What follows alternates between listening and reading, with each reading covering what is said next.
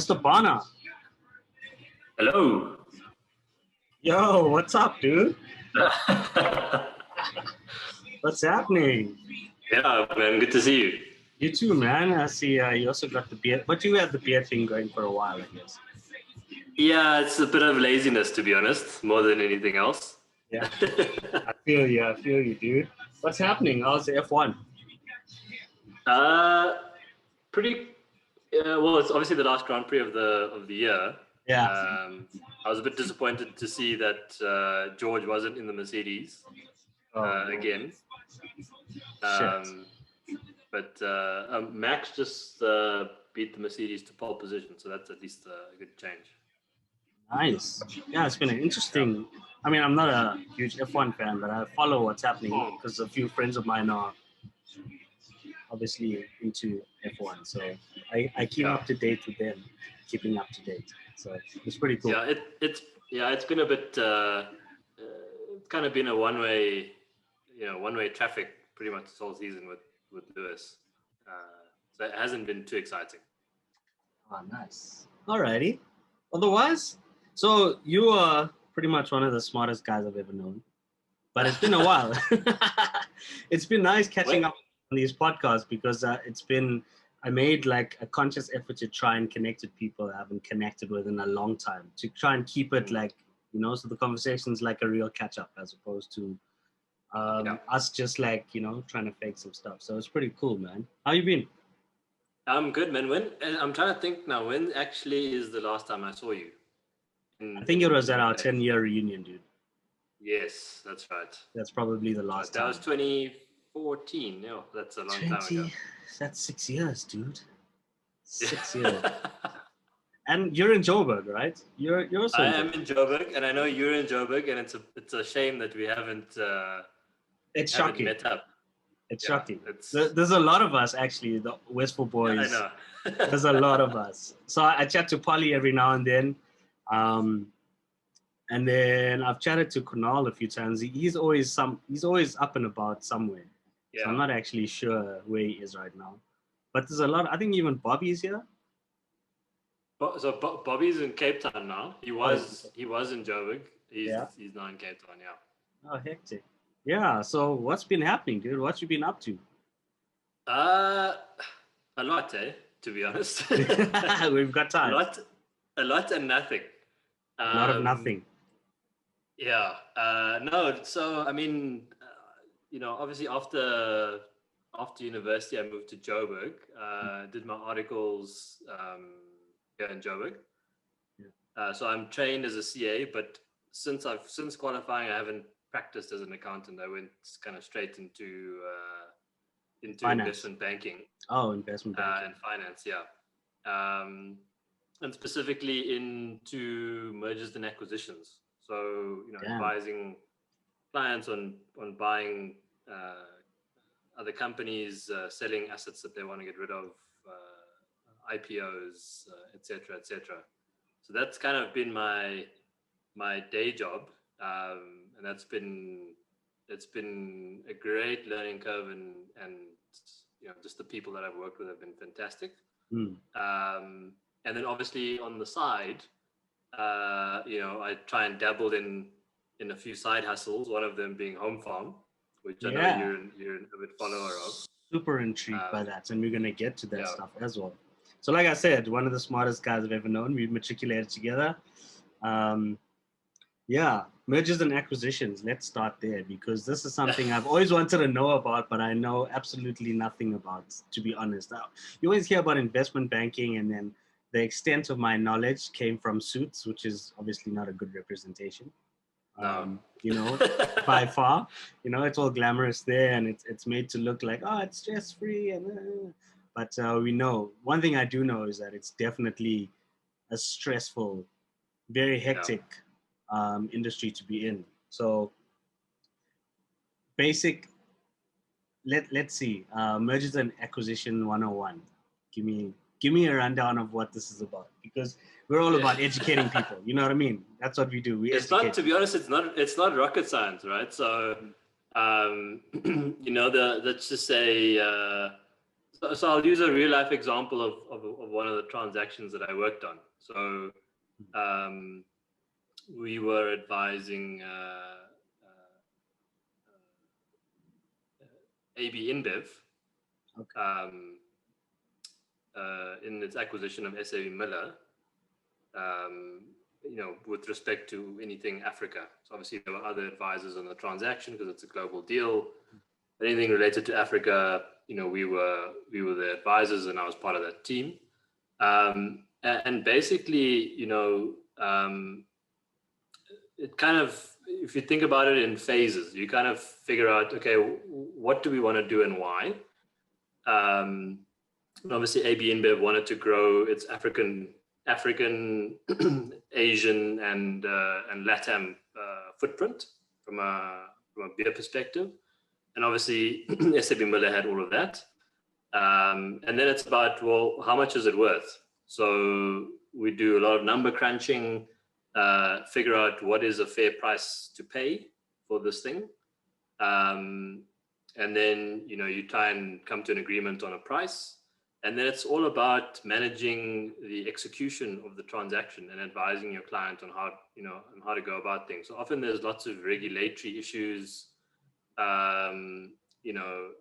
stock exchange rules, et cetera, which, because we work in the industry and because we do these sorts of things all the time, we are quite familiar with the different tactics, the different rules, how to structure it in the best way possible for the client.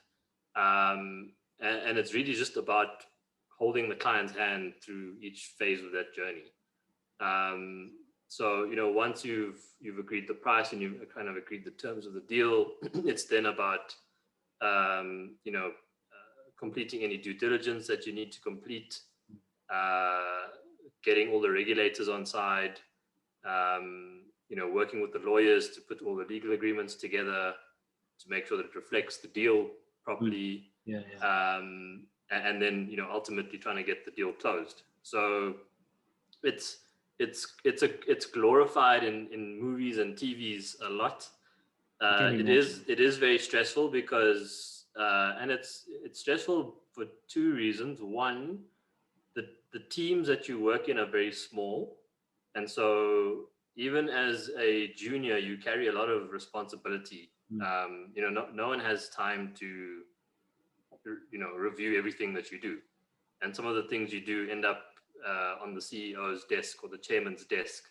Yes. All gets presented straight at in the boardroom. This is the deep end, dude. It can go really well, or it can go really badly. Where afterwards you get a call saying, "What the hell is that?" So it's stressful for that reason, and secondly, just time pressure. So lots of these things are under enormous time pressure, and that's why we end up working the hours that we work. There's been days where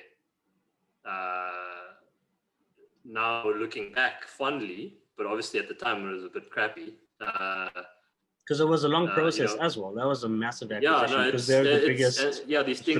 These things take 12 months, 18 months sometimes. And just depending on what you're working on, you could be working on, typically you're working on 2 to 3 transactions at any point in time. That's what I was going to ask. Like, do you focus on one, obviously? So if you're doing like multiple transactions, that is for massive accounts on a global scale, I guess. Yeah, it depends, right? So, I mean, a transaction like AB InBev and SAB Miller, that for me, that was basically I was working on that large predominantly for 12 months. That's how long the deal basically took. Sure. And at the same time, I was working on the Dis-Chem IPO, actually. So, I was working on both of those transactions. Damn. Simultaneously. And I kind of think back and say, well, how did I manage to do that? Yeah. Yeah. Dis-Chem have been doing well, eh? They've really grown nicely over the past 12 to 18 months, like really well. Yeah. I mean, it's a good business. And look, it's in the space where, you know, it's kind of people need their stuff every day of the week. So, you know, even in a downturn, you know, they may not grow as quickly, but, you know, they're certainly not going to stop trading, for example. well, I think that's one of the interesting thing is that pharmaceuticals never stop, no matter what you're going through, whether it be a pandemic. Well, there's a pandemic, and it's actually they probably had the greatest period, all pharmaceuticals they've had in a long time, on top of always doing well. And that's the thing; it's a necessity. People always need their personal drugs or fixes or whatever it might be, their medication, chronic medication. So, and during this time, I'm sure, like, I mean, every time I went to the store, they would always tell me they don't have any vitamin C left. They don't have any vitamin D left. They don't have this left. They're importing on massive, massive scales. There was obviously problems with getting product because of restrictions that were placed on, like, obviously we know the world stopped for a while. And then now we're moving into probably an even bigger phase in the pharmaceutical industry with a vaccine. You know what I mean? Now it's just, it's crazy, man. Like I've, you know, we read the things about big pharma and big tech and the big industries, and we actually, I sometimes you can't fathom the size and the magnitude, the scale of these operations, man. I mean, and to work on something that big, that's also, it's crazy. Yeah. No, it's very interesting, and you know, you're talking about the vaccine. I mean, the interesting thing is that, you know, the pandemic has kind of accelerated vaccine technology to a large extent. So I don't know if you know the kind of technology that they use. So you know, I think 12, 13 years ago. No, it was in the 90s, I think, or in the early 2000s. Well, to put it in perspective, it usually takes about 10 years to develop a proper vaccine, and now they're doing it in less than 18 months. Obviously, it's not going to be perfect, but the fact is, it's going to be effective enough, we hope, to carry people through. So, yeah, just as a starting point, as an indication of just how long, I mean, even to go through approvals through FDA, I mean, they're pushing now for the FDA to sign off, you know what I mean? So I think the last time was 95%. The UK has obviously started. So, but yeah, you were talking about vaccine technology and the no, so I was saying you know, they're using something that's called mRNA, which basically mimics the DNA of the virus. So it's the ribonucleic acid, the Yeah, I mean, you probably know more about this than I do, but I just found it fascinating in that, you know, we kind of using, obviously a while back we mapped the genome, chromosomes, and basically started using DNA analysis. You know, put that together with the huge leaps in computing power that we've made over the last 20 years. Yeah. And now, you know, you read the story about the Moderna vaccine, and the guy said, no, the vaccine, we made it in 2 days. It's been the testing that's taken so long. So the fact that they're able to do this so quickly, and apparently previously, no one ever thought that the mRNA technology would work. They were like, yeah, it's a bit of a long shot. But clearly these guys have proven that it works. It's quick. And it's kind of the start of what I think the technology could potentially do. And, you know, hopefully they'll start to cure other things that we haven't been able to cure previously. So, yeah. So watch this space. How long did it take to get rid of polio? I mean, they recently only eradicated polio. Is it polio? Is it polio? Yeah. Yeah, it was polio. Yeah, that was it is polio. Bill and Melinda Gates Foundation were pushing that. So they just eradicated that in Africa, and I think it was just earlier this year that there were no cases of it, and then there was a recurrence. 1 or 2 people started picking it up again, but I mean polio is, how long has polio been around for? I mean, and like you say, technology. The last time there was like a really big pandemic would have been, or what was an epidemic in that case, the Spanish flu. and that was over 100 years ago. And Yeah. technology back then compared to technology now, it's ridiculous. And one of the interesting things I saw with like the COVID-19 virus is that there's been a lot of research on this, because there's been a lot of research happening in China, and the papers released about COVID-19. So they've been testing the effect of these type of bat viruses for a long time. Yeah. So one of the most, I can't remember her name, it was some crazy name, not crazy, some hectic name, but she's been testing the effects of this. And then it got me thinking, like, why are they even trying this stuff? Why do you want to know what bats do? So, and I saw, I mean, it's so hard these days to narrow things down because there's so many conspiracies, but the whole thing was they took the HIV virus, or HIV, it is virus is in the name. Yeah. Yeah, it's like when people say SAMA Awards, South African Music Awards. Yeah. So they take HIV and they took the previous SARS virus that took place in China, and the one thing that it didn't do that those viruses, the one thing COVID-19 does do that those viruses didn't do was penetrate the lungs effectively. So a lot of the times it was more like people who had HIV with AIDS would die from pneumonia, etc. But this one literally penetrated through the lungs, and that's where it attacks the most through that system. So that was some of the stuff that was released, some of the papers, some of the guys in China that were whacked for revealing all of this stuff.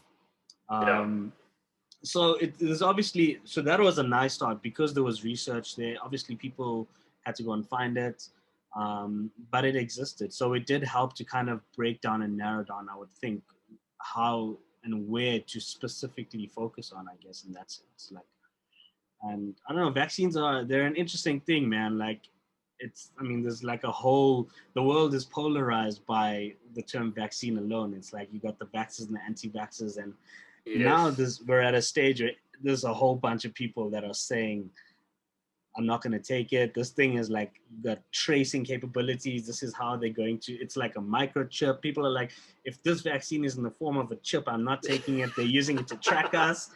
There was the 5G conspiracy thing. Yeah, that was nuts. That was ridiculous, dude. Do you know how many people I saw?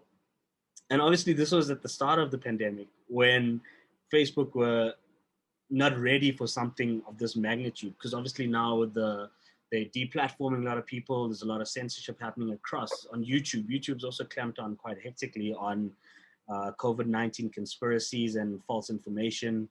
And it was crazy. There's a guy on my Facebook who, and it's the strangest thing. He was just like this really chill guy. He used to play in a band that I once interviewed.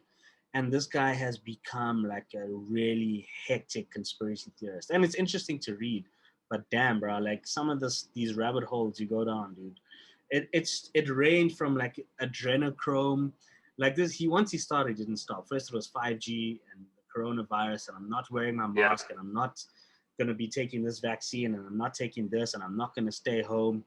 And then it became adrenochrome and like Hollywood and how much they're like, involved in this drinking children's blood to stay young. And it's deep state, dude. QAnon, deep state. And this guy was in the thick of it. And one of the big things the Jenners kept pushing was 5G. And it's linked to COVID-19. So every now and then I'd pop onto his page just to read, like it's nice to expand my mind. The latest conspiracy. Yeah, let's see what the underground is saying. And every single time, like now when I go to his page, every time I go there, this content has been blocked. This content has been removed because Facebook has literally just started eradicating anything of that sort. So it's an interesting time. Now and then this week, one of our ministers was busy saying this is from the devil. This is the mark of the beast. This vaccine is of the devil. It was our Chief Justice. The Chief Justice, dude. You know what I mean? It's like, so now he's in shit because everyone is, they're trying to get people to take this thing, or everyone to adopt this idea of why it's important to take vaccines. And then this guy, our Chief Justice, comes and says this thing is the mark of the beast, 666, it's the devil. So it's crazy. We're just in for a crazy ride. And And you know, it's interesting because, you know, we are more connected than we've ever been, but fake news is unbelievable. Like the amount of stuff you see, and look, I mean, it's different. It's kind of fake news, maybe a little bit harsh. It's kind of different people's opinions, but you know, sometimes you're just like, well, how did you even arrive at this conclusion? And how can you actually believe this sort of stuff? There's nothing concrete to kind of support your view. I think this is really, you know, you see this in the US election stuff, you see it in the vaccine stuff. Should I, you know, people who don't wear masks, you know, all of these things, and you just like, it really just divides people, and you're either on one side or you're on the other side. And social media for me has played a big, yeah. There's no like discussion that's had. It's kind of just attack. Exactly. Talking crap. You know, it's the keyboard warriors. You're kind of safe at home saying whatever you want to say. Those trigger fingers, they're just going to work, man. Talking absolute. It's you know what, the nice thing is it's fascinating to read if you're not going to get sucked into it. Like, I enjoy a good conspiracy theory. I enjoy like reading what people have to say and how people are thinking. Sometimes it gets crazy because they become so, and that's when I realize that it's possible to create like this group of people in the world. Because sometimes I read stuff, I'm like, shit, this actually makes so much sense. Like, yeah, that is true. I mean, and then I have to take a step back, and then my wife is good at like saying, dude, just, okay, hold up. Just, you need to just stop for a while, like, you know. But it's fascinating how divided like the US election is a prime example of just how divided the world is. If you could use that as a case study, the elections, no one saw what was coming during that election. Everyone thought it was going to just be a landslide victory, and then Trump starts winning. So like literally America's divided, and that's like an indication of the world. It's like to vaccinate and to not vaccinate. And to be honest, I don't even know. I want to see what happens to other people first. Maybe I'm not ready for it. Well, you know, the fact that we are a developing nation and one of the not as rich as some of the other countries around the world means that we will get it later. So we'll kind of see what happens to the Americans and the Europeans and the Australians first.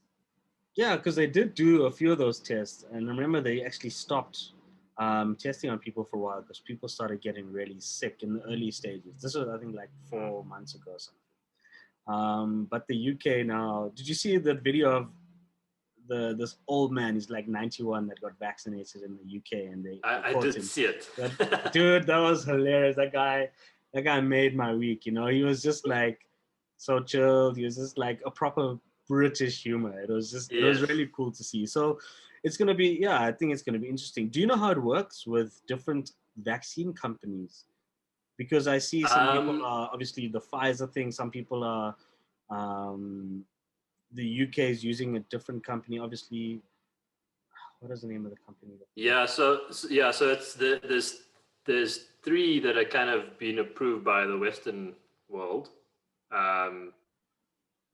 It's Pfizer, Moderna, and then obviously the Oxford vaccine. Yes, the Oxford one.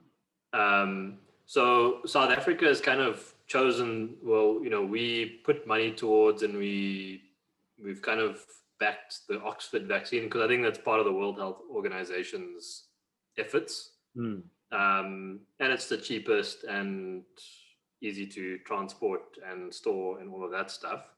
So us as, you know, I understand that us as a country, that's going to be our vaccine. You know, Pfizer and Moderna and stuff, obviously those are private companies, and I think countries have bought, you know, allocations of production in advance. So obviously it's, you know, the US, UK, Canada, Australia, etc., that will probably use some of those those vaccines. But I don't know, to be honest. The sooner we can get the stuff, the sooner it kind of comes to South Africa, the sooner we can start using it. And hopefully the sooner we can put this this virus behind us. So, I wouldn't put, some of the private vaccines coming to market, I wouldn't discount that. Yeah. Because, if we have South Africa has pharmaceutical manufacturing capabilities. Yeah, no, definitely.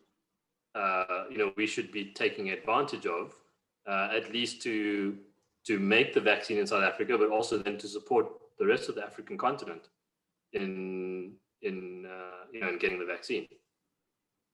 It's gonna be interesting, man. It's gonna be, yeah. This thing is, we know the political influence with a lot of these things, so it's gonna be a crazy ride to that vaccine, and even afterwards to see how everything is gonna roll out, because I think it's gonna be with us for a while, right? It's kind of just like you get a flu vaccine every year, but you can still you still get the flu.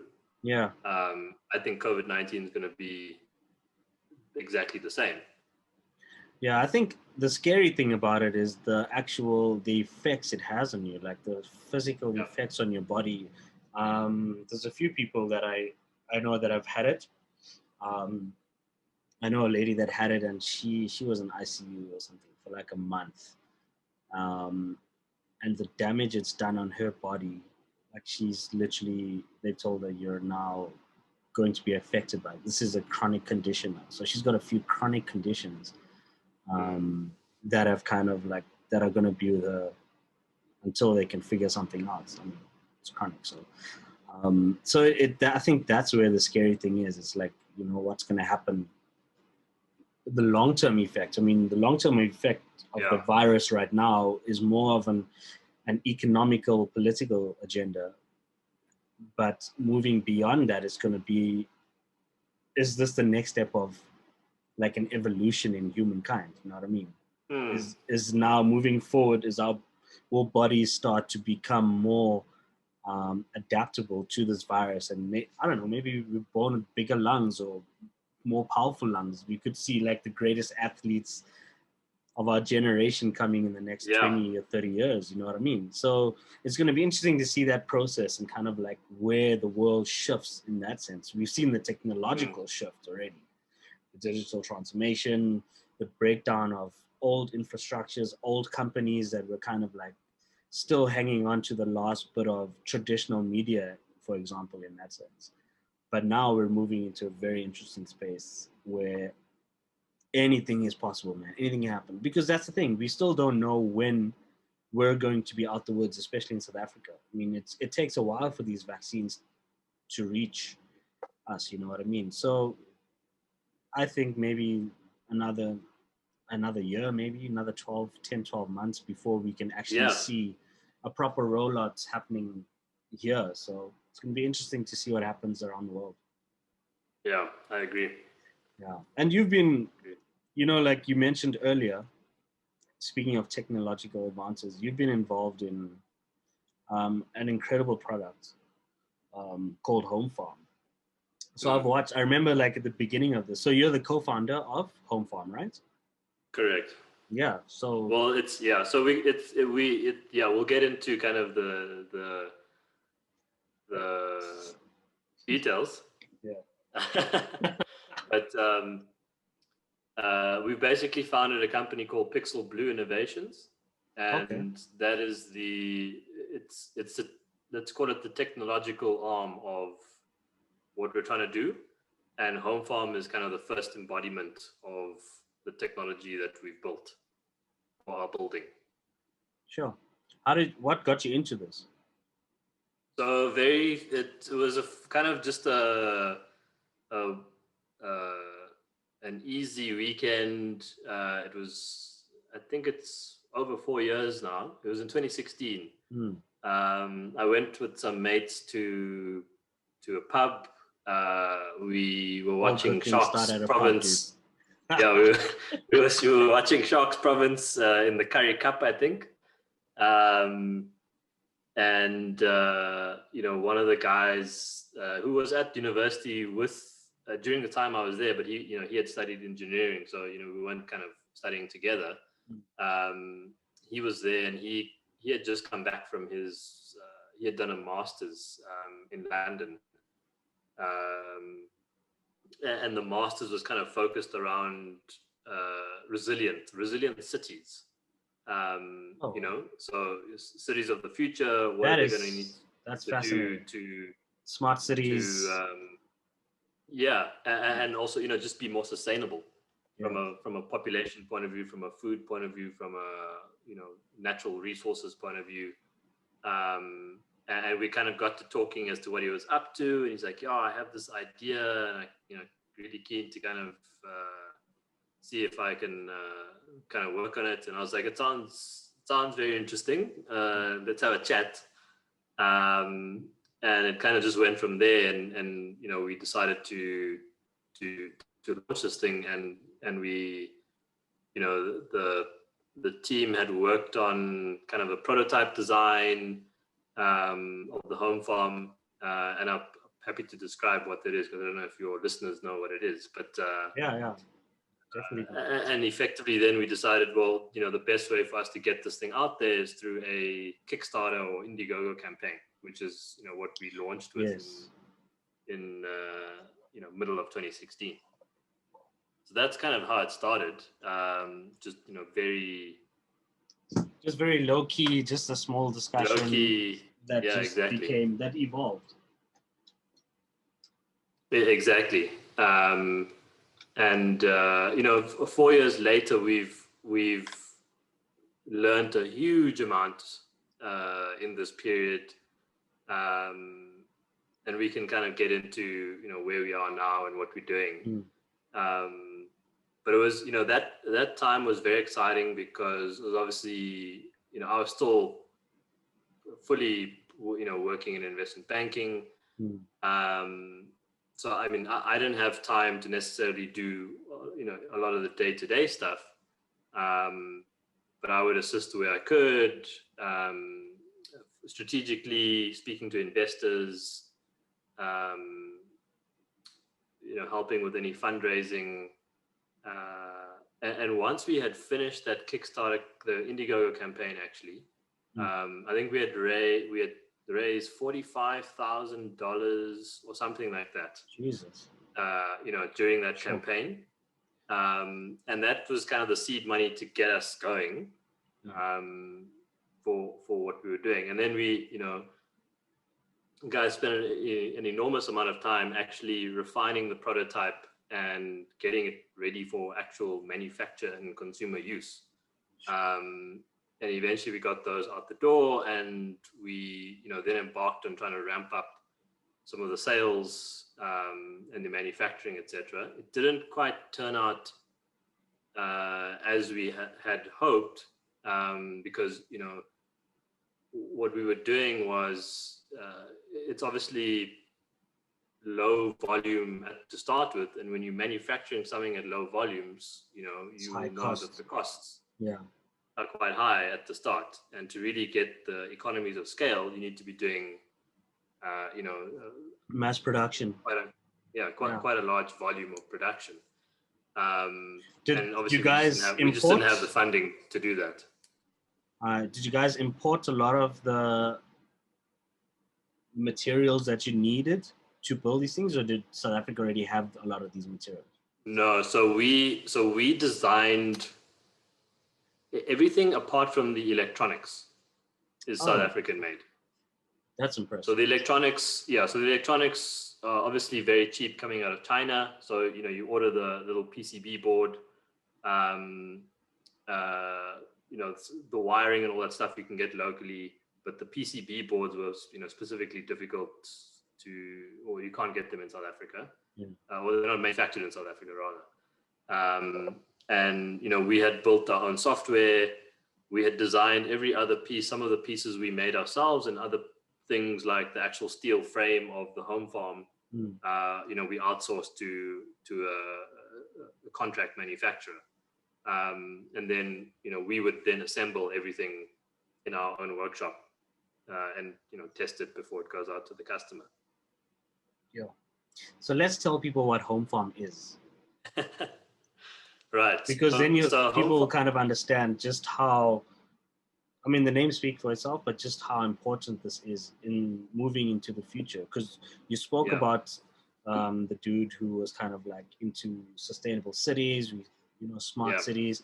We're now moving into a phase where they're calling things 15-minute cities. That's what cities are building towards, where everything's accessible within 15 minutes, 15 walking distance minutes. So let's take it back to the basic product description of what Homefarm is. Right.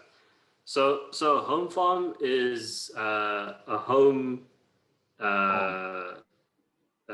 let's call it kitchen appliance, where you can grow your own herbs, microgreens, leafy greens, and it basically uses hydroponics. Now, and what hydroponics means is that you grow the produce in a non-soil substrate. And we use hemp grow mats, which we actually source from the US at the moment. Oh, nice. Because they are, naturally antibacterial. They're actually net zero carbon. They're carbon neutral, so they don't give off any pollution. And the seeds can then take hold. The roots can take hold in this mat, and then effectively you're then watering the roots from below, and the plants grow as they would, if they were in soil. And so you're able to do this it's a little bit bigger than a microwave, to be honest. It's like a fish tank. It's kind of like a good size. Yeah, you can build it into your cabinet. You can put it on your countertops, and you can grow your own herbs and leafy greens and microgreens. And it's very good looking. It's very pretty. Yes, that very, was one of the very things smart. That was one of the things we had worked on, because a lot of the competitors didn't pay any attention to the aesthetics. They're often very not attractive to look at. But also they didn't think of things like pests. So you'll have muggies flying around. If you're growing something, there's naturally going to be insects attracted to it, and you don't really want that in your kitchen. So it's about, how do we then protect the crops from... Because that's the whole point. You're growing these crops inside to eradicate any form of pesticides that might, cause damage to the plant. You're trying to keep insects out. You're trying to keep most of the stuff that would affect a plant when it's planted in your garden. You're trying to keep it as clean as possible. That's the whole point of... Correct. And you raise a good point. The whole thing is pesticide free, chemical free. Hydroponics as a technology is not new, but the way in which we're using it is fairly novel. And it uses 80% less water than traditional growing methods. So when you think about the fact that South Africa is a water scarce country, and in fact water is going to be one of the biggest themes. That's the next commodity. You know what I mean? That's going to be the next thing and you can see it happening now. Literally, you can see it happening with a lot of companies like Nestle, where bottled water is becoming the next big thing. And that's why a lot of these companies are fighting so hard to make as much money from it, because they're just draining this water straight out of the ground from nature for free. A lot of them, they just buy a license for like 20, 30 years to be able to use a natural resource, bottle that shit, and they're making money off selling the bottles more than anything else. You know what I mean? And they're just giving you water. And they're actually moving into certain villages. So it's actually pretty messed up, because there's people who have been taking these natural resources for years in the smaller villages. I know in Pakistan it's quite prevalent. where these villages were using these natural resources and they were allowed to. There was no objection from the government or whatever. And now these big factories have moved in. These big guys they'll go and they'll sponsor like a rugby team, or they'll do something. Yeah. They'll sponsor like, oh, we'll build you a little stadium that costs like maybe 0.5% of their net, their turnover in a year. And they justify that. I mean, yeah, they're creating jobs, and they justify that, their presence and using these natural resources. Then they end up taking the stuff, the bottled water. They either, and I'm not specifically saying Nestle for all of this stuff, but they're one of the companies, because their bottled water is becoming so popular. You know what I mean? In Africa, especially, it's like, I think, the most prevalent, most widely used bottled water. Yeah. So a lot of the water that they're pumping back out is dirty, so people get sick from that. And then they're also now charging a lot of these small places to get water. So if the people in the village need clean water, you can't live off dirty water, obviously. Yeah. So they have to pay for it. So that we'll get to that from a water resource point of view, and just why your products are important and why it uses less water. But I love that it only uses 20% of what it would usually use. Correct. In order to, and from an energy perspective, it uses, in a month, I think it uses the equivalent of a light bulb of energy. No way. So if you're running one light bulb for a whole month in your house, it's the same. That's the same kind of energy that the whole home farm uses. That's so it's crazy. very energy efficient and water efficient. I think importantly, an important point to note is, it's in South Africa is unique in that we have a lot of, big agri is a mainstay of our economy. And what we're trying to do is not replace that. That's an important part of our economy. There's crops that do very well on fertile land that we're blessed with in South Africa. And that's just huge volume stuff. The kind of product and consumer that we're working with on this product is really someone who likes to grow their own food at home, doesn't like to waste stuff, because lots of people complain about, you go to Woolies, you buy a packet of lettuce and herbs or whatever it is. You maybe use half of it, and then it stays in your fridge, and then 5 days later you're like, I don't really want to eat this anymore, and it goes into the bin. Oh, it literally doesn't last those 5 days. I mean, Woolworths is probably the best in terms of sustainability in your fridge. Most other products, within 2 days of opening it, that's it, just throw it away. Correct. So wastage is a big thing. So there's certain crops that do very well under controlled hydroponic environments. And so the kind of things that are very popularly grown in the home farm are, your traditional herbs, your coriander, basil, parsley, that lots of people use in everyday cooking. Broccoli, black mustard, radish. Yeah, you can grow good stuff. Yeah, and you can grow leafy greens like rocket and things like that. And I think importantly, there's the home farm started out growing what we call microgreens. Now, a lot of people are unfamiliar with what that means. And a microgreen is basically the youngest version of the plant. So before it actually grows its first actual, true leaf is what they call it. That is what we call a microgreen. So, and the interesting things about microgreens are they actually significantly more nutritious than the actual full-grown plant itself. What? So, for example, you can grow you can grow a broccoli microgreen, and that is 40 times more nutrient than actual broccoli. No ways. Yes. What? So it grows between a week and 2 weeks. That's how long it takes to grow the microgreen, and you can harvest it in that time and use it in a smoothie, use it in your cooking, Yeah. Whatever it is. And it just looks fresh. You know what I mean? Like yeah. it just looks good. Everything about it is so clean. That's what I think.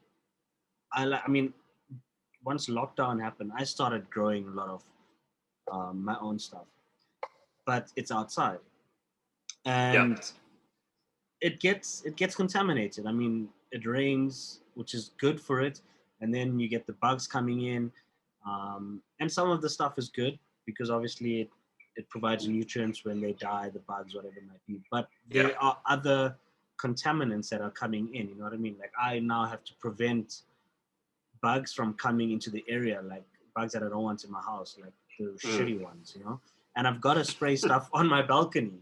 So that stuff is eventually going to go into the plant, which it kind of like, it's a catch-22. Yeah, I'm growing my own stuff, but I'm also quite a germaphobe, and I'm also very finicky about the sure. And it's hard. I mean, what you're doing, home gardening is a big, hobby and segment of gardening, and growing stuff. And it's not for everyone. It's difficult because you need to look after these things. And to be honest, even though I'm involved in Homefarm, if you ask me to grow something in my garden, I don't think I'd be very successful. And I think that's the beauty of something like Homefarm, is that you don't need, anyone can do it. Anyone can do it.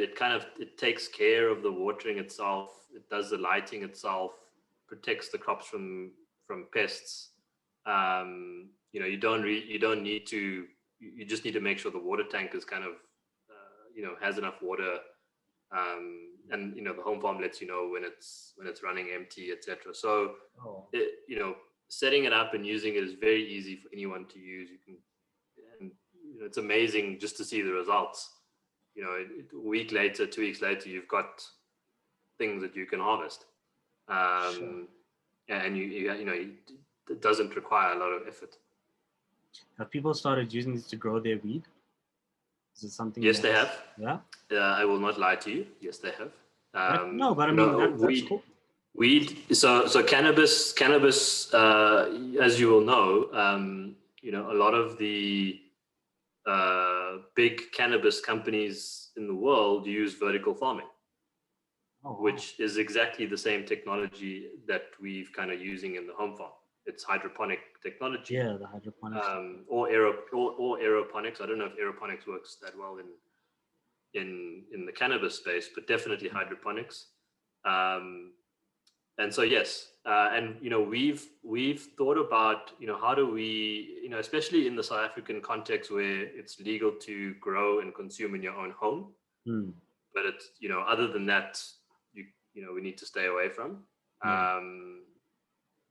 And so, how do we get involved in that from a Homefarm perspective? And do we want to get involved in that? Because, some of our consumers, associate the brand with, healthy greens, there is a stigma et still cetera. attached to it. There is still a stigma for most of the population. So it will affect the way people think. I think that's why the CBD route is where everyone's going. Just to slowly move into the market. Maybe that's a space, because that's also, I mean, I use a CBD every day of my life now. That shit's amazing, dude. Yeah. So one of the things that we think that the Homefarm, or the technology at least, will be useful for, because, the riskiest part of the growing process is germination. So from the seed to actually growing a little seedling, that's when the plant is probably at most risk. It's too cold, or it doesn't have enough nutrients, or it doesn't have enough water, and it just doesn't get out of the blocks properly. Yeah. And I think the Homefarm environment, no problem. Yeah. I think the Homefarm environment, allows you to propagate and germinate those seedlings. So you can start the growing process, for example, in a Homefarm environment, and once it's sufficient size, you can then take it out and put it in your normal pot plant, for example, to let it continue on its journey. Oh. So that's part of the art, the kind of technology that we're also working on, not only for cannabis, but for other things. So there's lots of plants that will either be too big for the home farm because they grow tall, or they grow wide, and they kind of just need more than what the system can provide.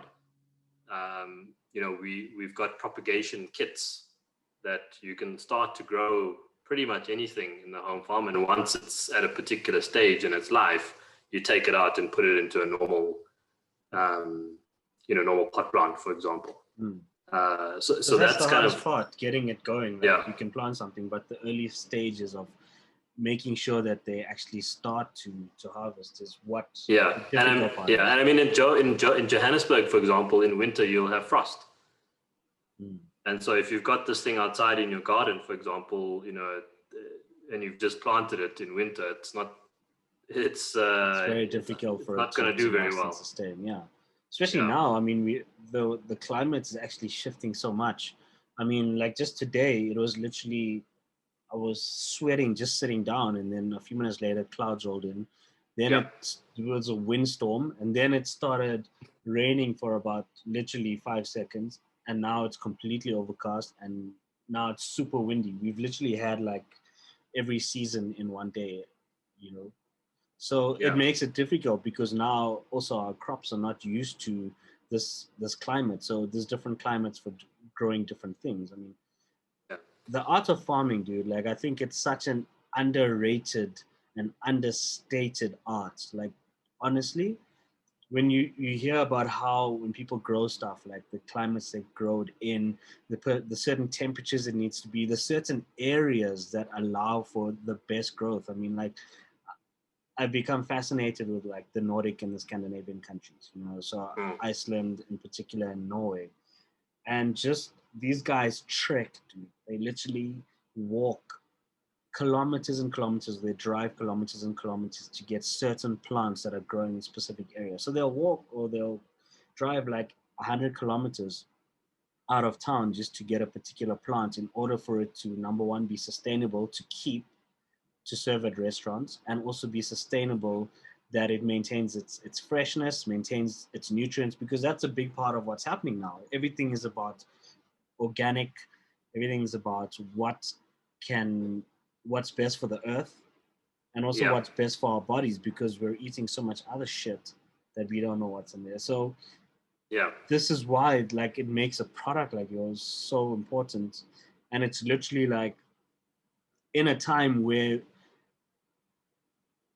they're starting to harvest and grow and biologically engineer a lot of foods that they fear might not make it into the next 30, 40, 50 years, you know what I mean? So there's literally like seed banks, some of the most protected areas in the world are like seed banks, where they've stored the most important and most valuable plants in these bunkers at certain temperatures that are monitored every day. I mean, it's crazy, you know what I mean? Yeah. But that's what's happening. That's what we're moving into. Correct. And the whole, so as you know, when I mentioned at the beginning that we kind of have we don't want to be, as a company, we don't want to be the home farm is the only thing that we make, because at the end of the day it's a hardware product, and hardware is a difficult environment to be in if you don't have scale. Just because of that's where economies of scale really kick in. Start to kick in. And so we think of ourselves as a technology company in the kind of hydroponics and farming space. So what we've done and what's inside the home farm is, we've spent a lot of time on the software, on the electronics, in what we call the home farm brain. So the thing that controls all the systems, knows what's happening with the crops, provides data to the app that's on your phone. All of those things, for us is the more scalable product. No worries.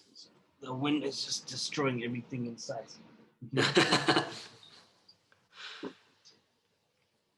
Yeah, so that for us is the more scalable product. And so what we've started to work on, and you mentioned it now, is the sustainability and freshness of produce. So we currently working actually on a commercial version of the Homefarm, which is obviously a lot bigger, a little bit lower tech, because you don't need all of, it doesn't need to be as aesthetically pleasing. But for example, you have, and especially things like, the traditional herbs and microgreens, etc. They'll last. Basically, I think the stat is, traditionally you lose 20 to 30% of the nutritional value in produce, kind of in the first few days, after it's actually harvested. So by the time it's kind of making its way from the farm to the woolies into your thing, you've kind of really lost into your fridge, into your pot. You've already lost kind of the freshness of the produce. So it's all about reducing the time that it takes to access these sorts of things. And if you think about, obviously in spaces like, in countries like the US, Europe, in the Scandinavian countries you mentioned, they not everyone has access to ample garden space. The climates are very, extreme. One hurricane, look at California, one wildfire, and it's gone. Literally, and that happens so often. I mean, how many times did it happen? Look at Australia, for instance, as well. You know what I mean? Like the wildfires, like it literally takes one day. Wildfires, and then you'll have very harsh winters. So nothing's going to grow in that. And so to be able to grow something in a controlled environment makes a lot of sense, because you can grow it all year round in that environment. And even in the South African context, we're a bit more, we're luckier in the sense that we have all this open land. Lots of people have gardens and space on their balconies and things like that. We take that for granted. We take that for granted. But things like, if you think about the game lodges, how do they get their fresh produce?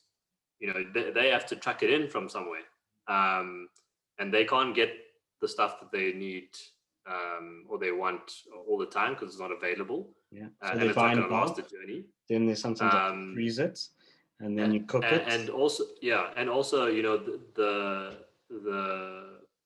the restaurant industry, for example, also uses a lot of these things on a regular basis.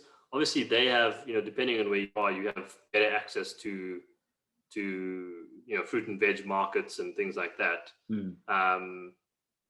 But it's, there's this trend of, how do we reduce the farm to fork, time period, and also just the costs, associated with that, because there's environmental costs, related to, moving stuff from a farm to woolies to your fridge, which are significant. So, that's something that we're looking at very closely. And from a commercial perspective, we do see an opportunity, especially in the space. For example, you could have a commercial sized home farm in a Woolies, for example. Right. And you have a farmer who's potentially in store, and he manages this thing. And on a daily basis, he harvests and packages the herbs and the whatever is growing inside that, the home farm. It'll be a lot fresher, much less wastage. You kind of just harvest what you need to harvest. You can grow. You can grow different things.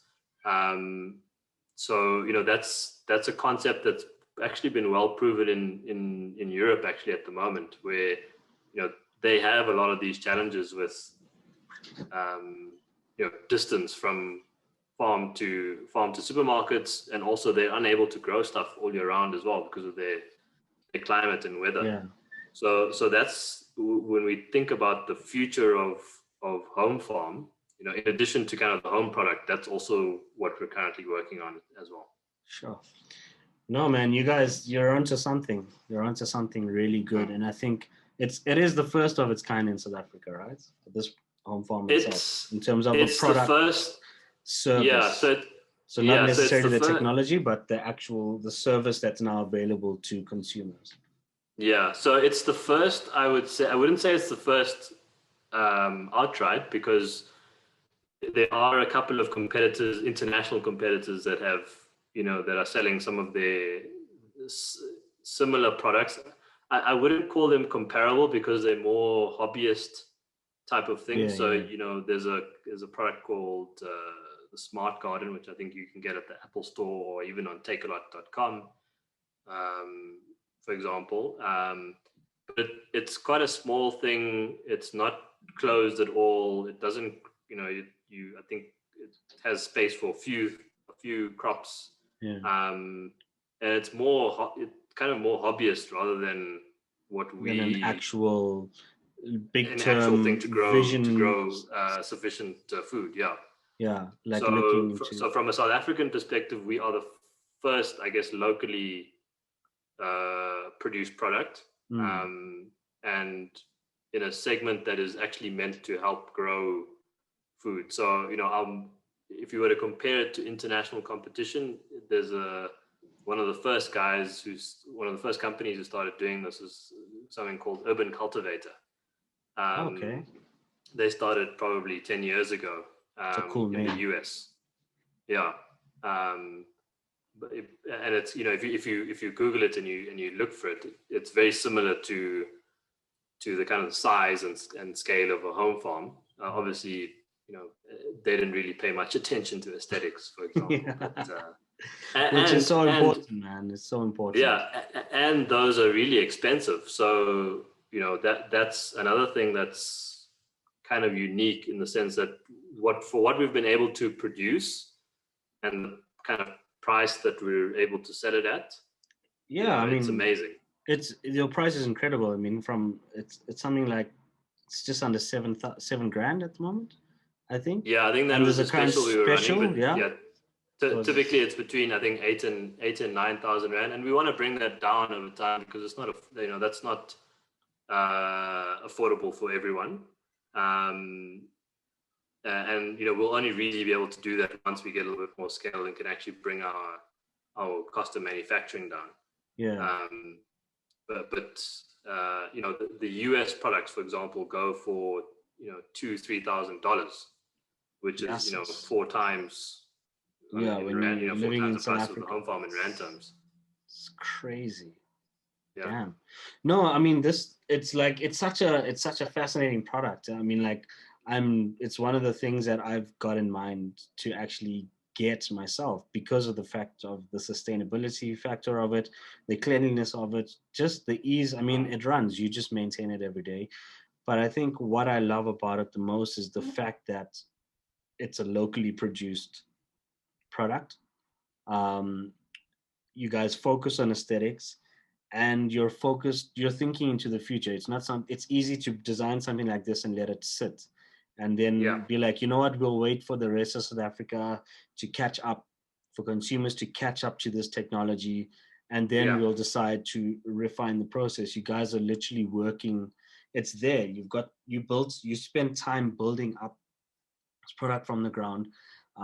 You made sure you tested it, you ironed out the kinks, and you're now looking at a really stable product that you can start to branch off into different areas as well, which I think is that's why I was so fascinated. I'm so fascinated by a lot of these things because sustainability, we know we're living in that time now where everything, it's about what gives us the best nutritional value. From a cost point of view, like, not everyone can afford to buy fresh fruits and fresh veggies every day, you know what I mean? And it's these little things that add up. You go to the store, you're paying like $15-20 for like a little bit of rockets or a little bit of mint or thyme, and that adds up. I mean, if you're cooking, I like to cook with a lot of like herbs and stuff, and herbs and spices.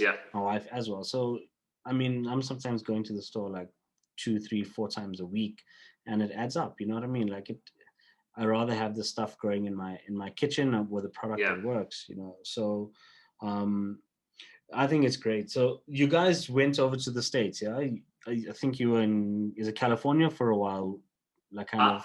So but that wasn't related to Homefarm. That was actually with my full-time role. Okay, cool. I thought maybe you guys were looking for investors and kind of like doing some research on what's happening on that side of the world. So we actually have good from a Homefarm perspective. We have if you think about international interest, so even at the outset in our Indiegogo campaign, we had interest from all over the world. We had interest from the US, UK, Malta, Australia, Germany, where you name it. And it kind of makes sense because also those are places where, people don't have the space to grow their own food, for example. So the market for us that we think will really help us get some scale is obviously the US.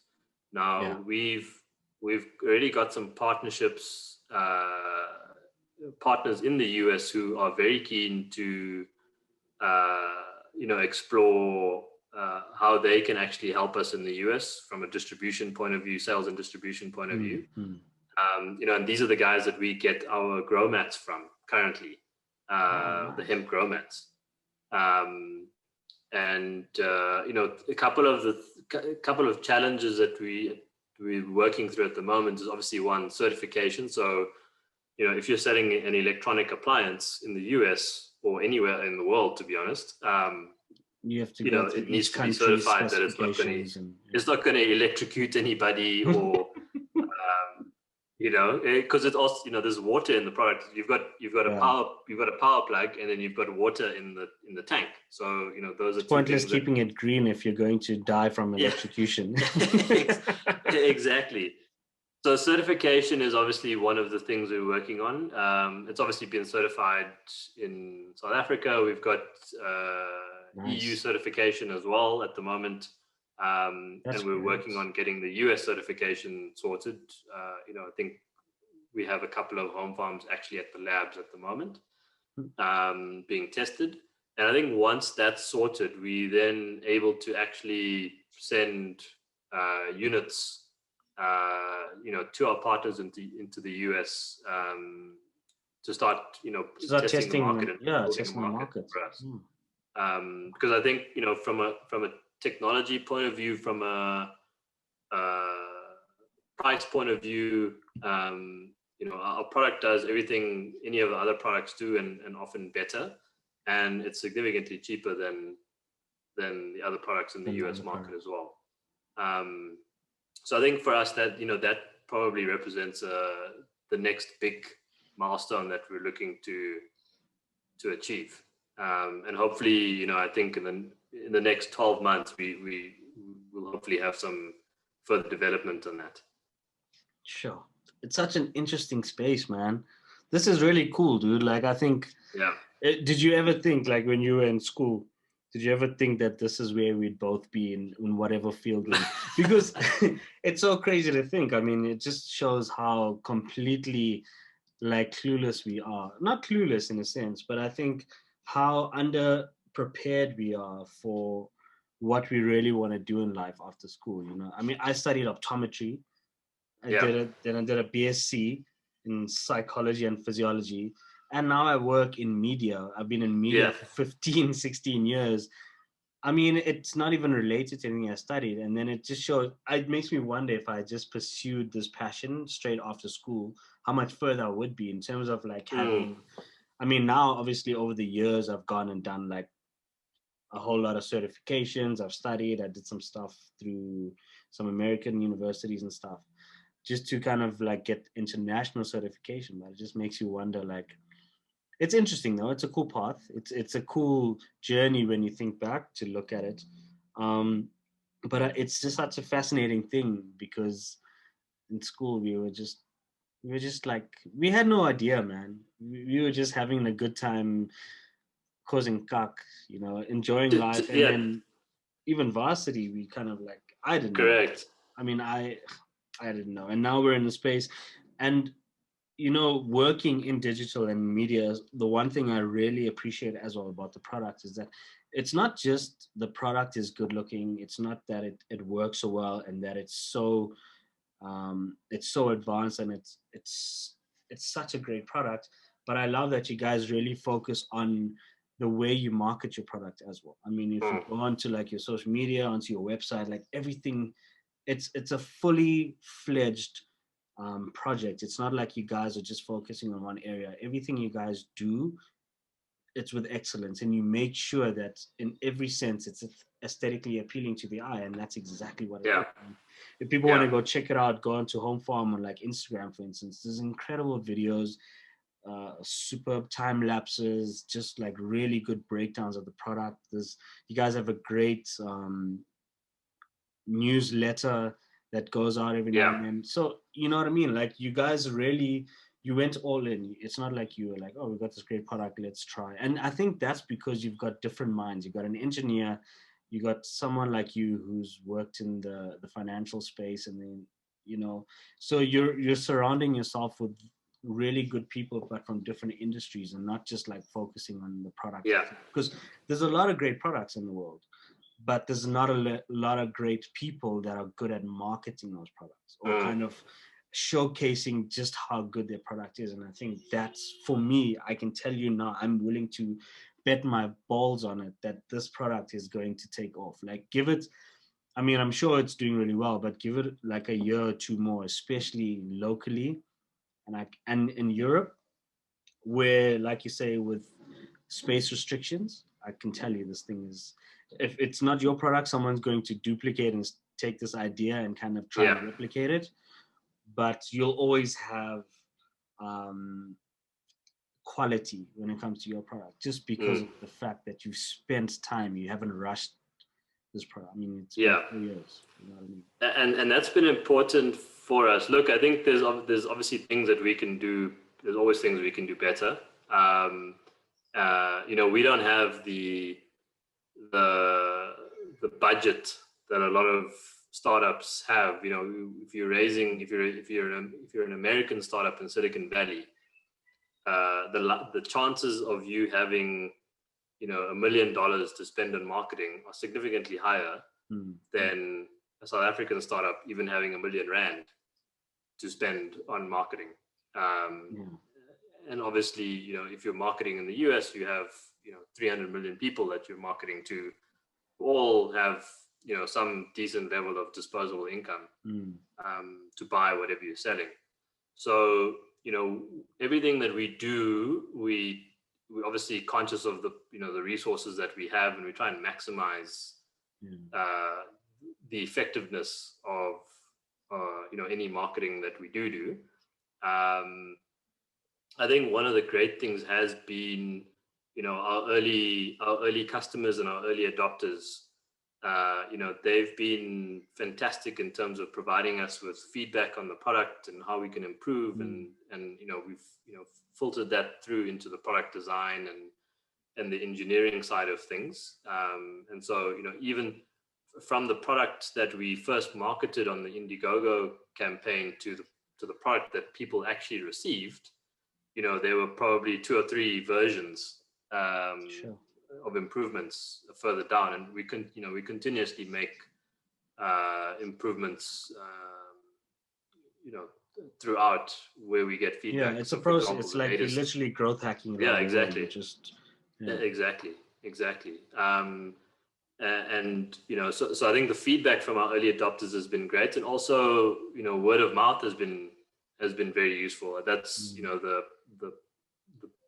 the best way and the cheapest way to build a brand and build a following. So whilst we don't have, you're not going to see Homefarm adverts on your Instagram feed every day. That's kind of just the process that we're going through at the moment. And I think if we can, you should though, man. Instagram, it's cheap. You can. Yeah, we do it. We do it. But obviously, you're not going to compete with like massive companies from the States where they've got the dollar and the rand. But also, I think like in South Africa, I mean, there's like 57 million people. But a product like this is probably sitting in the top 1% of the country that would, because it's not this Correct. Is a luxury. This is literally, we're a third world country. This is a luxury. But if you can reach that 1%, that could be a big portion of your business. You know what I mean? Yeah. And look, they've I mean, apart from the social media marketing and things like that, if you look closely, I don't know if you watch Espresso on SABC3 in the mornings. Sometimes. If you watch their kitchen segment closely, you will see below the counter there are 2 Homefarms sitting there. No ways, is that facing the camera? So it's in front of the counter, and they're facing the camera. But there's 2 Homefarms that they've built into the basically the countertop. No ways, I had no idea. And they're growing fresh herbs and microgreens in there. So that for us is a great way to just constantly just be in the face of the people that watch Espresso, and a lot of them are in that top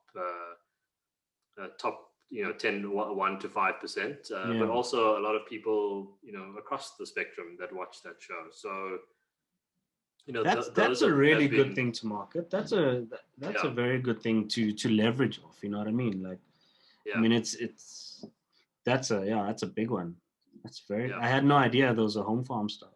That's amazing. So they sit there. I mean, there's no branding and stuff. Yeah, it's advertising. There's branding on the Homefarm itself. And so if you look closely, there's the LED behind the Homefarm logo kind of flashes when the unit is connected to the Wi-Fi. Oh. And kind of glows. And if the camera zooms in on that, you'll see the branding. But yeah, so I mean, our marketing efforts should pay off one of the cameramen every now and then to do zoom. Exactly. Hey, well, you're in media. You should know who to contact. Yeah, it'll probably come at a price. Unless I try to become a cameraman for the show, you know what I mean? Guerrilla marketing at its finest.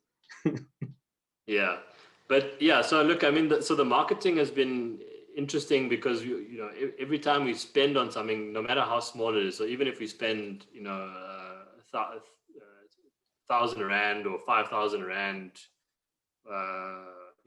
to just market something on Instagram, we kind of take the learnings and say, well, is that really where we want to spend our money?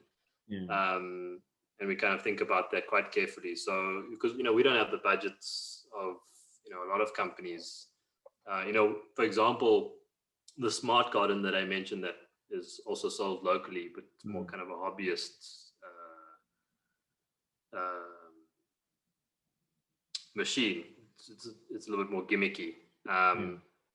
They raised in venture capital funding something like $20 million. What? Yeah. So you can imagine the firepower that they have on manufacturing, distribution, marketing, and just suppress any other product, basically. Like, correct. Correct. So, and that's kind of what we have to contend with. And so, us trying to do take the same strategy as them. Even though we don't see ourselves as competitors, as I mentioned, we think our products are different. Yeah. We can't do that same strategy. We'll just drown ourselves. Yeah. So we've got to take different approaches. And I think, especially if we can get this US leg, the American leg right, I think we'll have a lot of legs there from a marketing perspective. And in fact, we're thinking about actually doing another Kickstarter campaign in the US specifically. You know, in the next I think 6 to 12 months. Sure. So you know that'll be kind of again a relaunch of the Homefarm brand, but specifically in the US market. Just a different territory. With the team supporting us, you know, in the US. Dude, think about it. If you can reach like 15% of America, that's pretty much bigger than the size of South Africa. You know what I mean? Yeah. So I think, as I was saying, I think our ability to scale the business will be also dependent on how we do in the US, which is obviously the largest market.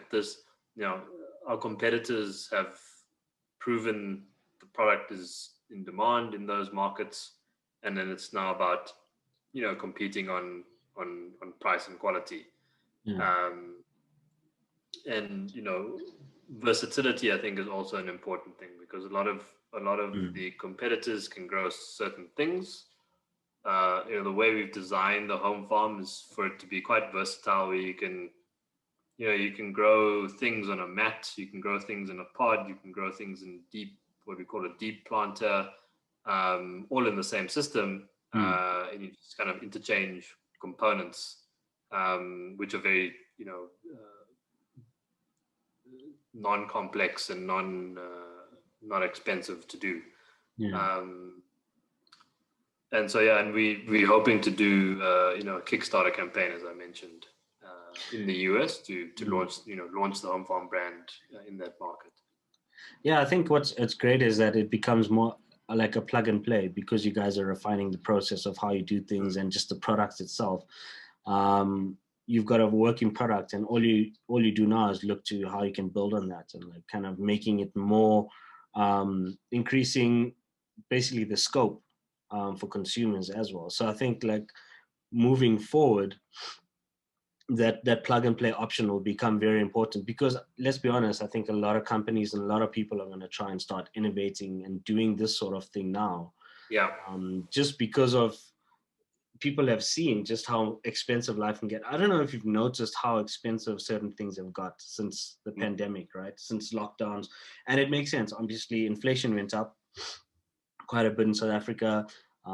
They had to kind of like adapt a lot of these companies, which is strange, to be honest, because it's not like the supermarkets had to close, you know what I mean? Those are essential services that stayed open.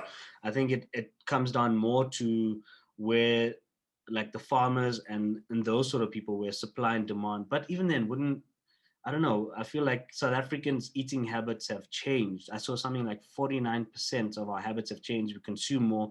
49% of people had actually gained weight. So we've been eating a shit ton more, but maybe it hasn't been fresh produce. I think we've been eating more junk. I mean, in our house, we have like certain rules. We're not allowed to eat certain like chips and stuff like that after a certain time. But we did find ourselves consuming more chocolates, more chips and stuff, which is something we don't do. So I guess if it's a weight gain thing, it could most likely be from unhealthier foods. Also inactivity, right? You're stuck, you're sitting at home. Exactly. Well, I mean, for those of us lucky enough to be working from home, you know, you kind of sit in your chair, looking at screens and on video calls most of the day, and 50,000 Zoom meetings, as opposed to walking around the office, going for lunch, going to meet clients, etc. I mean, one of the hard things about this pandemic is obviously the impact it's had on people who are not as fortunate as us. You know, when I saw the queues to just get food, and you know, the SASSA payments, the grant payments, queues going, you know, massive, for kilometers.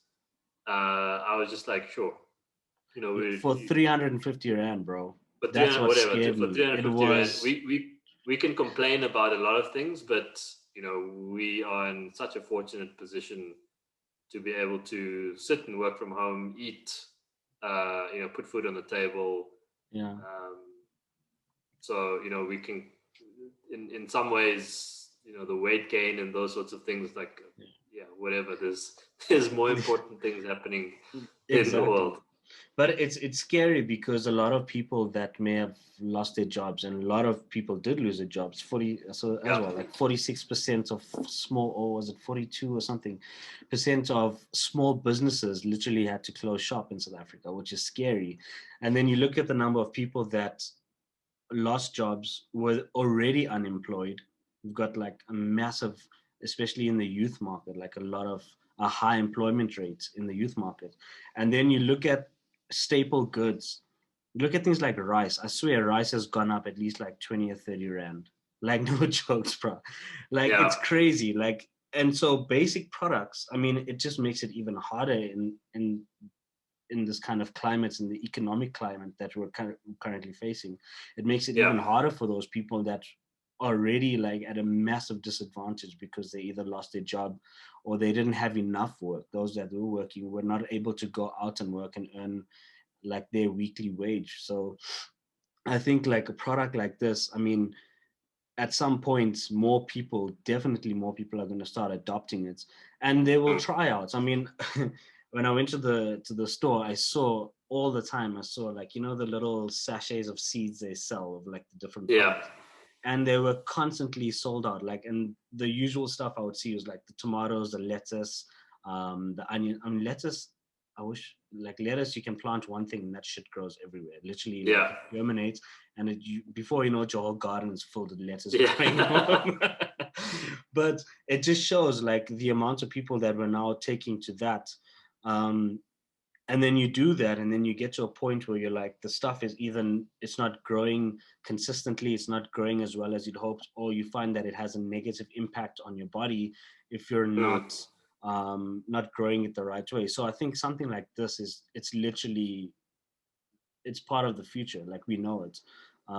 We saw it in movies like Interstellar. It's a silly example, but you saw that like there are literally people working day and nights trying to salvage what we have left in the world, and also now trying to bioengineer that and to start growing it in labs, because that's where the future is. I mean, whether we'll live to see the complete overhaul of stuff in supermarkets, and whether everyone starts growing it in their own gardens. But I think it's like this is such a great product, and I think for people, I'm interested in it, so I obviously follow what's been happening. But for a lot of people that aren't aware of it, I really hope that it becomes something more people can kind of like, become accustomed to, and it'll be the norm. It will be the norm, and I think you guys are ahead of the curve in that sense. So I think, man, it's like a super exciting product, and I really hope you guys do get to kind of break through around the world, because I think it's you're onto something really, really good. And like, shout out to you guys for actually looking at that and innovating and taking the bold step. I think the hardest thing is often taking that step. I mean, there's lots of ideas, but actually bringing it to fruition. And nutrition. That's a nice nice tagline. Yeah, you can have it, man. You can take it. No, it's really cool. I mean, you got a lot that you do. I mean, investment banking, mergers and acquisitions. You've got this, which is a massive, massive product.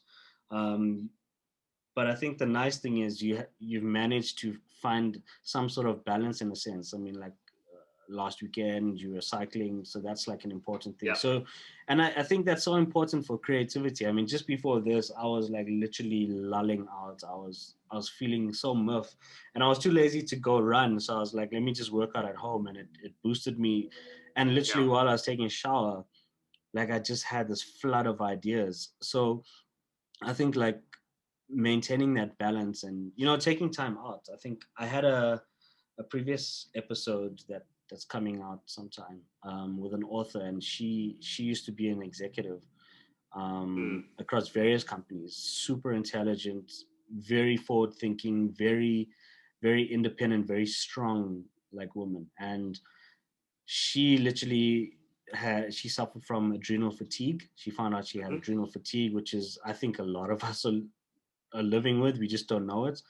And she quit all that to kind of like find a bit of balance, like, she even stopped smoking. She stopped drinking coffee. She lost a ton of weight just from that, taking time out to say, you know what, like, yeah, work's important, but I'm going to take a step back and focus on me.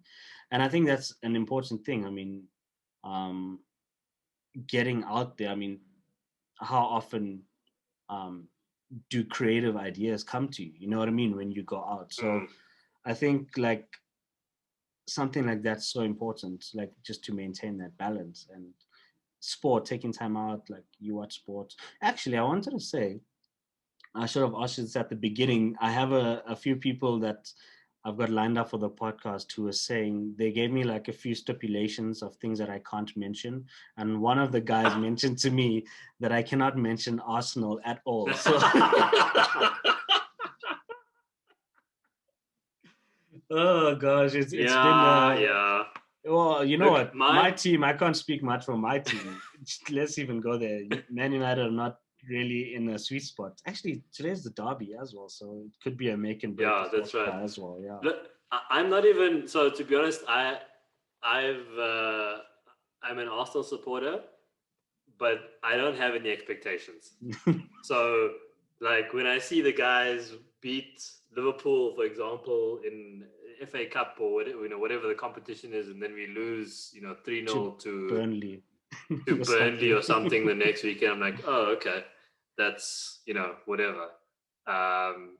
So my expectations of Arsenal, because they're so inconsistent.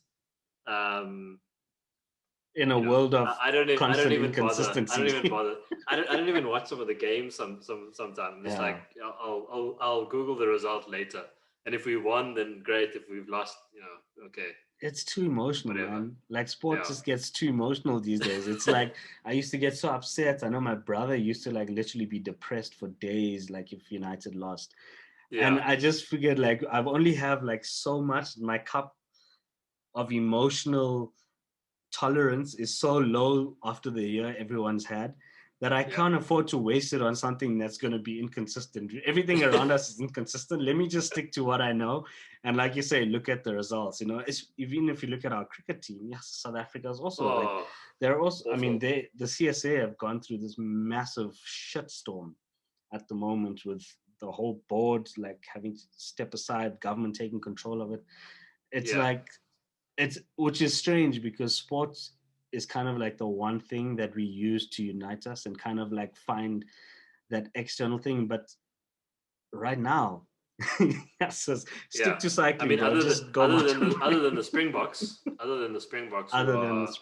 leading the way.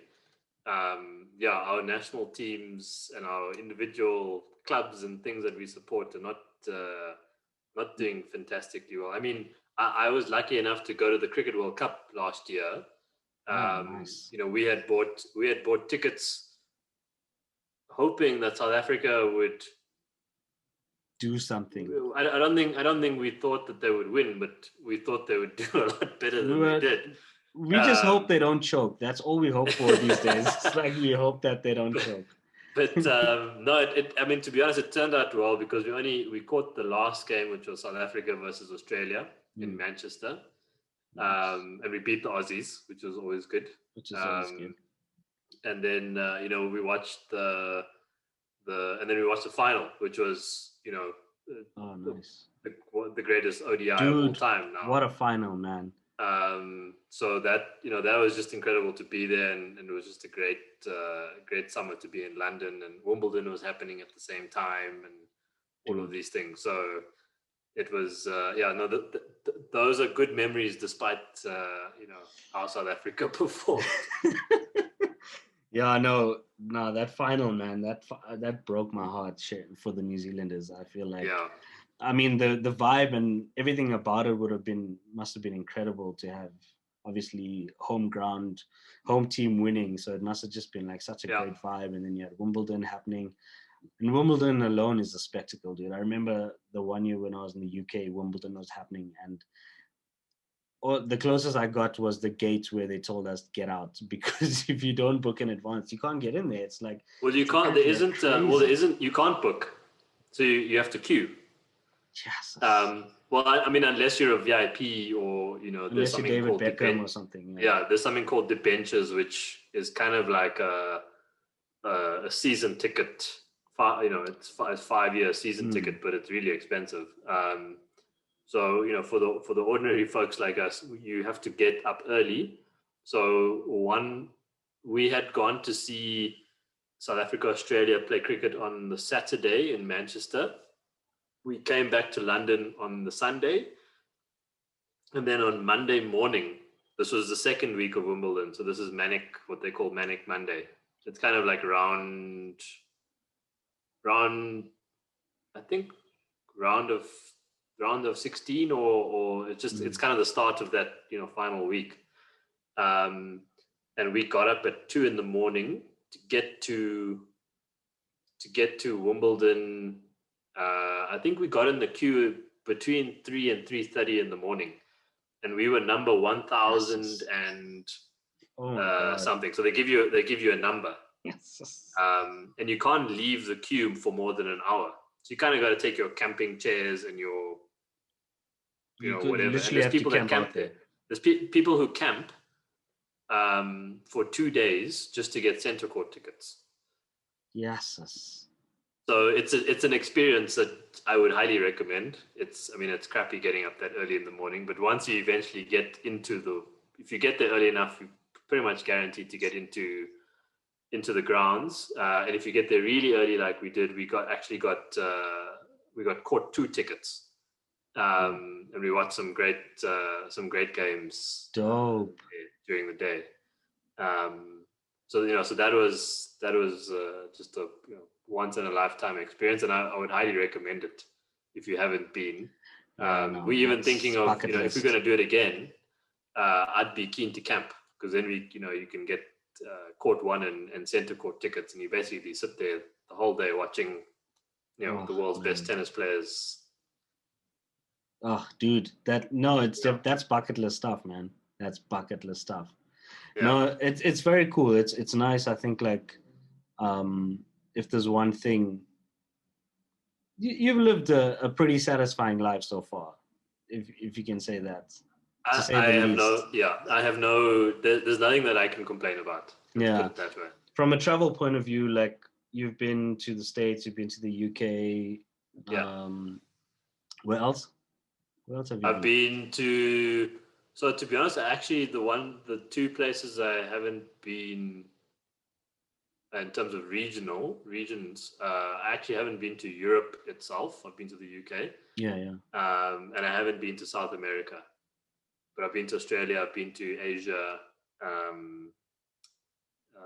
Obviously, I've been to Dubai and those sorts of places, and I've traveled to a few African countries as well.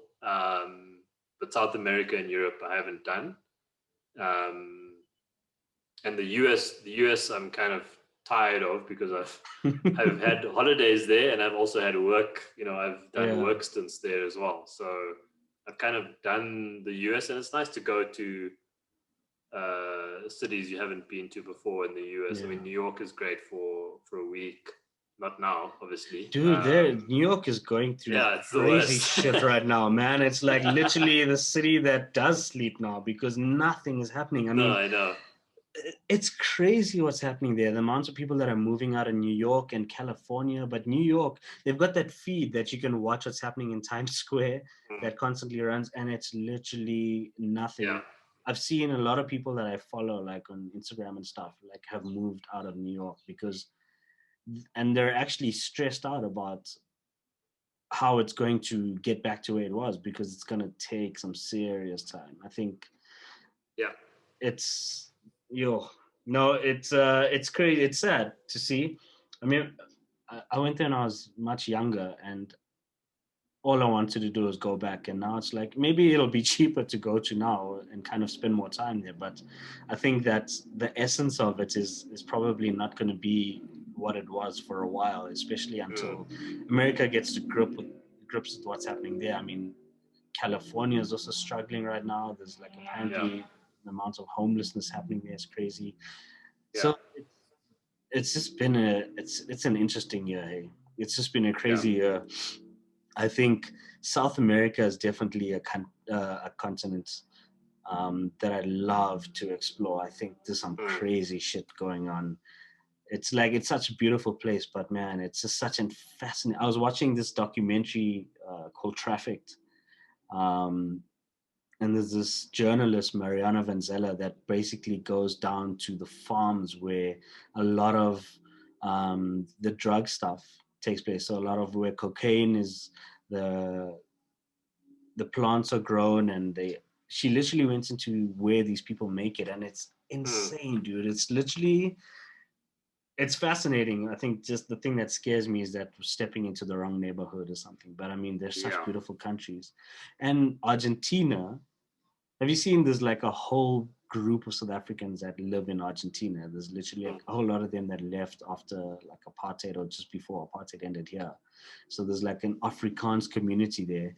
And then recently I learned there's like a German community in massive parts of Argentina, that high-ranking Nazis that escaped through what do they call it? Rat tunnels or something like that. And there's massive German communities and all the descendants of these Nazis. It's just like, it's freaking crazy, dude. Yeah. It's No, so I mean, we were actually meant to go to. We were planning on doing, hiking Machu Picchu. Dope. This year, but obviously that, as soon as COVID hit, kind of all of those plans got postponed. And I actually I have a friend who lived in Brazil for 2 years. Is fluent in Portuguese. He's now he's back in Joburg. In fact, I'm probably going to be, he's part of my cycling group, so I'll nice. Hopefully see him tomorrow morning. In fact, but going to Brazil, with people like him, for example, who kind of know the lay of the land, the lay of the land, know where to go, can speak the language. Those are the sorts of trips that I think will be hopefully back soon. Yeah, but, dude. We kind of got to wait for that. And my brother's actually in. He lives in San Francisco. He's been there for real? For almost 5 years now. So he's settled there, and they've just had a baby girl. So, nice. I'm gonna obviously have to go to I'm gonna go to the US, but I'm gonna go specifically to see them. And so those are the kind of things that are on my list to do in the next 12 months, if we can travel safely, of course. Yeah, that's the big question now. Is like, when can we, and when we can, is it viable? But I mean, stuff like that, seeing family, that's like first on the list. You know what I mean? Yeah. So you haven't met your niece or nephew? My niece, no. I've met her on FaceTime. Nice. Imagine we didn't have these things like FaceTime and Zoom during this time. It would have been. Well, crazy. When we were in school, when we were in high school, we didn't have any of this. You were lucky if you had dial-up internet. Yeah, exactly. Which you had to switch the phone off for, and then you get shut on because no one can get a hold of the house. No, you know what?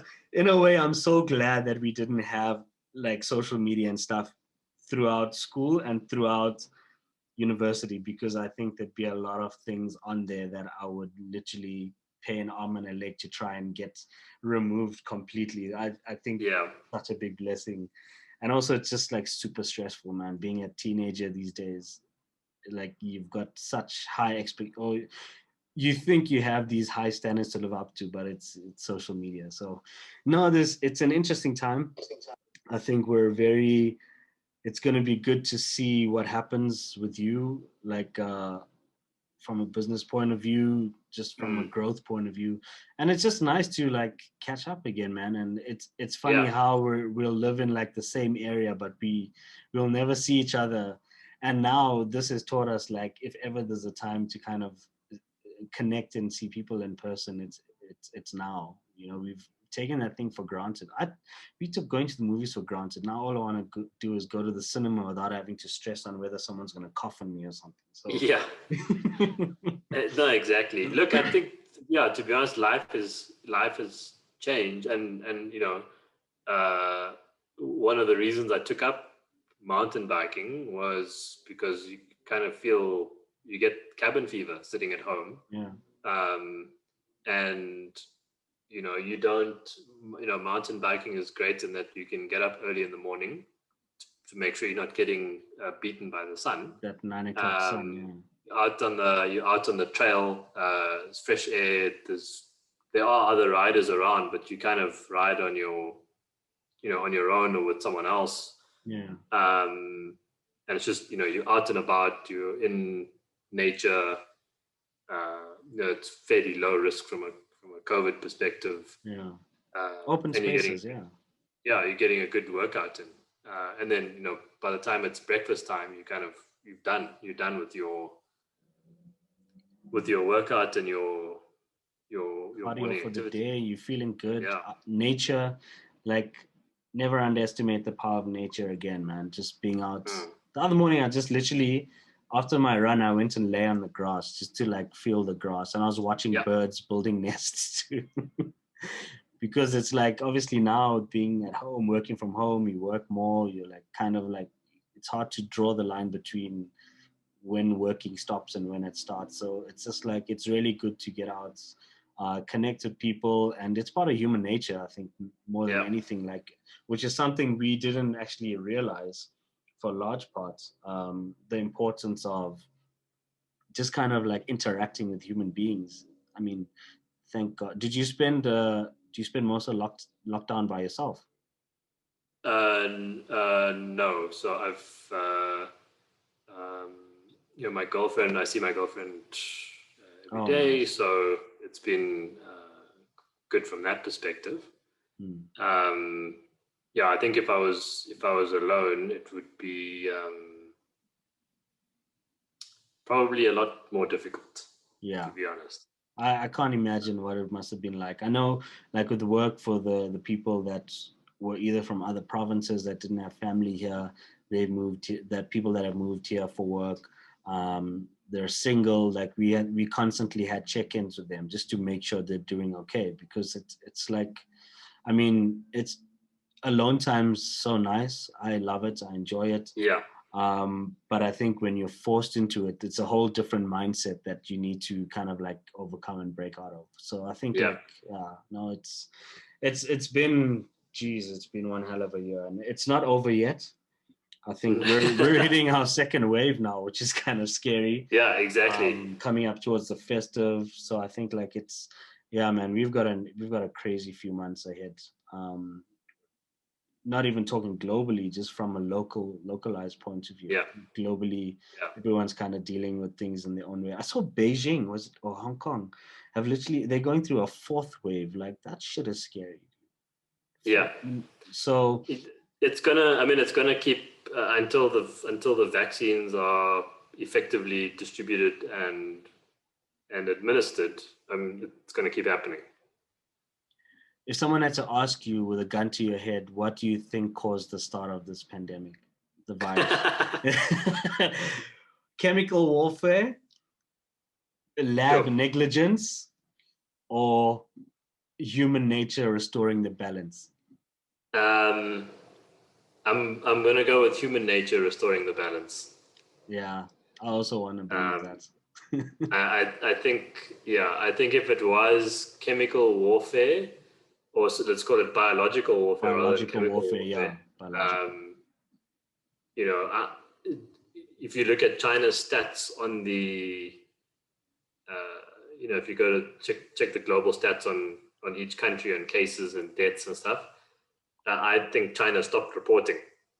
You know, their numbers are way too low for a country of that size, and you know, given that it originated there, they wouldn't have known like what's happening, so it would have spread quite quickly. especially because it was over the Chinese New Year, where people from all around the world. Correct. So I mean, if it was biological warfare, I'm not sure that the Chinese government would have said it's okay to kill our people as well, unless it's part of a big cover-up. But that for me is a bit too far-fetched. Well, stranger things have happened, my friend. The CIA used to test a lot of their chemical weapons on their own people. So no, exactly. It's flipping crazy. No, I think like believing that it's human nature is probably the stuff that's going to drive us less crazy. We can go down all these rabbit holes. Yeah, exactly. All these things. It's just, to be honest, the world kind of needed a reset. I mean, it was kind of like exaggerate. It took like the most drastic step to do it, to restore a bit of balance, because of all the collateral damage that's come from it. But I think, for the most part, it's been a nice way for people to kind of stop and reflect, and just kind of recalibrate. I think like everyone's looking forward to 2021. I mean, no one really knows what it holds, but I think the learnings that we can take out of this year alone in terms of things like mental health, taking care of yourself from a physical point of view, healthy relationships with people. It's also a good time to remove as much toxic people and toxic behavior from life as possible. So I think, man, it's going to be cool, and hopefully I'll get to check you soon and make it a thing to catch up again in person, and kind of like and just keep track, man. I think it's really important. I think catching up with you has been it's been really, really great, and it's nice to hear you're doing well. It's nice to hear that you're making your mark on the world as well. I think it's really cool, bro. It's really cool. Well, I appreciate that. Yeah. So, yeah, dude. I think we can wrap it up, but I want to have you back because I'd like to find out more moving forward about Homefarm. I think it's really great. Go check them out. I think it's Homefarm on Instagram. Is it Homefarm? It's called my Homefarm. My Homefarm. Yes, that's it. The actual handle, actually, let me get it for you, just so I can take advantage of the marketing opportunity. Yeah, man, you market the shit out of it. Do whatever. Homefarm. It's called homefarm.news. There you go. Yeah, go check it out. Great content, great video, a really good perspective on the incredible work you guys are doing. And I think it's a nice balance you have. Outside of the more corporate environment from your day to day. I think this is really cool. So I'm looking forward to this, and I'm looking forward to getting some of these things myself, actually. So Homefarm News, Homefarm, is it homefarm.co.za? So the website address is myhomefarm.io. .io, yes. So you can go check it out. All the info is there. It's a really great website. All the different products that are available, the different greens that are available. All the information's there. There's an app. Is the app out? I remember there was meant to be an app. There is an app, but the app, so the app works with the actual Homefarm device. With the actual Homefarm to control it, yeah. So it kind of gives you, I mean, a lot of people you won't know, for example, if you're planting, let's call it a basil. When do you need to do what? And so the app is your kind of interactive guide saying, okay, today I planted basil in this part of the, it's got 4 quadrants, so you can kind of tell it where you've planted it as well. Oh, nice. And it populates a grow calendar, so it tells you, okay, on day 3 do this, day 4 do this, day 10 you can start harvesting, or whatever the calendar says. Give you stats like water levels, humidity levels, temperature inside the home farm, etc., which is all automatically controlled. But at least you kind of know that it's operating the way you want it to operate. That's amazing, man. Nice, smart stuff for a smart world and a smart future. No, dude, thank you so much for your time. I really appreciate it. And let's catch up soon, bro. Let's catch up Yeah, soon. absolutely. Looking forward to seeing you in person, and hope you have a safe festive season, and Merry Christmas and Happy New Year. All those kif things. Kif. Yeah. That's a word I haven't heard in a long time either. Yeah, right? I know. We need to actually have a little Zoom reunion with a lot of the guys. I know, like with Blackwood. I really want to catch up with Bradley Blackwood again at some point in my life. Where is that man? Because he joined the army and yeah, he's in the UK the last time I saw. Yeah, I think he was in the bomb squad even. Yeah, it's crazy. So that'll actually be a fascinating. We should actually try and arrange that. Just connect with everyone. Actually do a podcast, and that'll be the craziest shit that's ever hit this. I actually have a lot of videos from school with a lot of the shit that went down. Really? Yeah. So, yeah, let's hope those don't see the light of day. Yeah, no, never. I used to carry that camera all the time, so it's really cool. We'll check that out sometime as well. But yeah, once again, thanks, dude. Appreciate it. Cool. It's really good to catch up. And I'll hopefully check you soon. Thanks, man. Appreciate you having me.